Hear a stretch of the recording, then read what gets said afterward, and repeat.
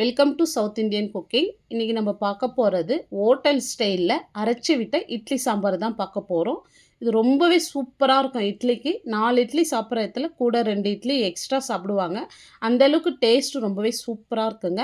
இப்போ இந்த சாம்பார் பண்ணுறதுக்கு நான் 100 கிராம் துவரம் பருப்பு எடுத்திருக்கேன். இது 100 கிராம் அளவுள்ள டம்ளர். இப்போ அதில் 100 கிராம் துவரம் பருப்புக்கு 1/4 டம்ளர் பாசிப்பருப்பு எடுத்துங்க. எப்பவுமே பாருங்கள், துவரம் பருப்போட பாசிப்பருப்பு சேர்த்து செஞ்சு பாருங்கள், ரொம்பவே சூப்பராக இருக்கும். இதுதான் ஹோட்டல் சீக்ரெட்டும் கூட. இப்போ இந்த பருப்பு ஒரு 10 நிமிஷம் ஊற வச்சுட்டு குக்கரில் சேர்த்துறேன். இப்போ இது கூட ஒரு 10 பல் பூண்டு, இப்போ ஒரு 1/4 ஸ்பூன் மஞ்சள் தூள், கொஞ்சமாக பெருங்காயம் சேர்த்துங்க. இப்போ பொடியாக நறுக்குன கொத்தமல்லி கொஞ்சம், காரத்துக்கு ஒரு 4 பச்சை மிளகாய், இப்போ 1/2 ஸ்பூன் குக்கிங் ஆயில் சேர்த்து லிட்டு போட்டு 4லேருந்து 5 விசில் விட்டு எடுத்துக்கலாம். இது ஒரு சைடு இருக்கட்டும். இப்போ இந்த சாம்பாருக்கு நம்ம வறுத்து அரைக்க போகிறோம். அதுக்கு ஒரு பேன் வச்சுட்டு 1 ஸ்பூன் குக்கிங் ஆயில் சேர்த்துடலாம். இப்போ 2 ஸ்பூன் தனியாக சேர்த்துடலாம். நான் இந்த ஸ்பூனில் தான் சேர்த்துருக்கேன். இப்போ 1/2 ஸ்பூன் சீரகம், இப்போ ஒரு 10 மிளகு சேர்த்துங்க, நிறைய சேர்க்காதீங்க. 1/4 ஸ்பூனோட கொஞ்சம் கம்மியாக வெந்தயம், இப்போ இது கூடவே 1 ஸ்பூன் கடலைப்பருப்பு, காரத்துக்கு ஒரு 4லேருந்து 5 காஞ்ச மிளகாய் சேர்த்துங்க. இப்போ இது ஃப்ளேம் மீடியமாக வச்சுட்டு வறுக்கணும். இப்போ இதோட கொஞ்சமாக கருவேப்பிலை சேர்த்துங்க, நல்லா ஃப்ரெஷ்ஷாக இருக்கிற கருவேப்பிலை சேர்த்துங்க. இப்போ நம்ம சேர்த்து இருக்கிற வெந்தயம் சீரகம் கருகக்கூடாது, பார்த்து வறுத்து எடுத்துங்க. இப்போ ஒரு 5லேருந்து 6 சின்ன வெங்காயம் சேர்த்துங்க. இப்போ 2 துண்டு தேங்காய் எடுத்து துருவிட்டு சேர்த்துங்க. இப்போ இதை சேர்த்துட்டு தேங்காய் லைட்டாக கலர் மாறி வரட்டும். இப்போ பாருங்கள், இந்த அளவுக்கு நல்ல லைட்டாக கலர் மாதிரி வந்ததும் இப்போ இதை ஸ்டவ் ஆஃப் பண்ணிவிட்டு ஆறட்டும். இது ஆறின பிறகு ஒரு மிக்சி ஜாரில் சேர்த்துட்டு இதில் கொஞ்சமாக தண்ணி விட்டு நம்ம அரைச்சி எடுத்துக்கலாம். இப்போ ஒரு பாத்திரம் வச்சுட்டு 2 டேபிள் ஸ்பூன் ஆயில் சேர்த்துருங்க. இப்போ ஆயில் சூடாக இருந்தும் 1/2 ஸ்பூன் கடுகு உளுந்து, 1/2 ஸ்பூன் சீரகம், இப்போ சீரகம் பொரிஞ்சு வந்ததும் 2 காஞ்ச மிளகாய், ஒரு 2 பச்சை மிளகாய் எடுத்து நல்லா கட் பண்ணி வச்சுருக்கேன், அதையும் சேர்த்துடலாம். இப்போ கொஞ்சமாக கருவேப்பிலை சேர்த்துடலாம். இப்போ இதை சேர்த்துட்டு காஞ்ச மிளகாய் லைட்டாக கலர் மாறி வரட்டும். இப்போ ஒரு 50 கிராம் சின்ன வெங்காயம், ஒரு பெரிய வெங்காயம் எடுத்து நீல வாக்கில் கட் பண்ணி வச்சுருக்கேன் மெலிசா. இப்போ இதோடு சேர்த்துடலாம். இப்போ நீங்கள் சின்ன வெங்காயம் மட்டும் சேர்த்து கூட செய்யலாம்.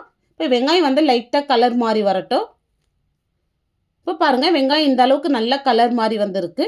இப்போது ஒரு மீடியம் சைஸில் 3 தக்காளி எடுத்து ரஃப்பாக கட் பண்ணி வச்சுருக்கேன். இப்போ அந்த தக்காளி இதோடு சேர்த்துடலாம். இப்போ தக்காளி லைட்டாக வதங்கி வரட்டும். ரொம்ப குழஞ்சி வதங்கணுன்ற அவசியம் கிடையாது சாம்பாருக்கெல்லாம். இப்போ நான் பருப்பு 5 விசில் விட்டு எடுத்து வச்சுருக்கேன். இப்போ நம்ம சேர்த்த பூண்டு பச்சை மிளகாய் மட்டும் இந்த மாதிரி நல்லா மசிச்சு விட்டுங்க. இப்போ தக்காளி இந்த அளவுக்கு நல்லா மசிஞ்சு வந்திருக்கு. இப்போ நம்ம சாம்பார் பொடி சேர்த்துட்றேன். வீட்டில் அரைச்சது, கடையில் வாங்கினது எது ஒன்றாலும் சேர்த்துங்க.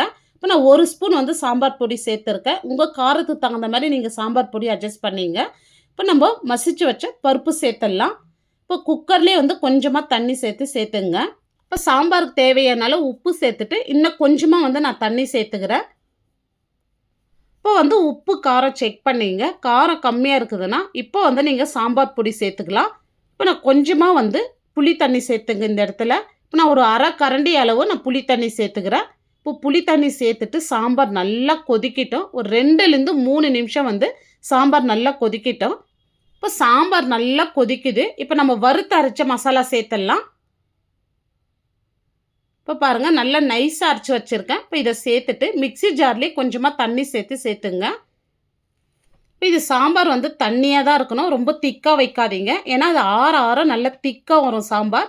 இப்போ இது 3லேருந்து ஒரு 4 நிமிஷத்துக்கு நல்லா கொதிக்கிட்ட மீடியம் ஃப்ளேம்லேயே.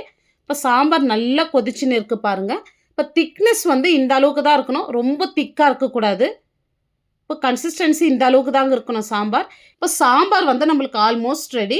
இப்போ நம்ம வறுத்து அரைச்ச சீரகத்தூள் 1/2 ஸ்பூன் சேர்த்துங்க. இது சேர்க்கறதுனால சாம்பார் மனம் ரொம்பவே சூப்பராக இருக்கும். இப்போ ஒரு கை நிறைய கொத்தமல்லி சேர்த்துருங்க.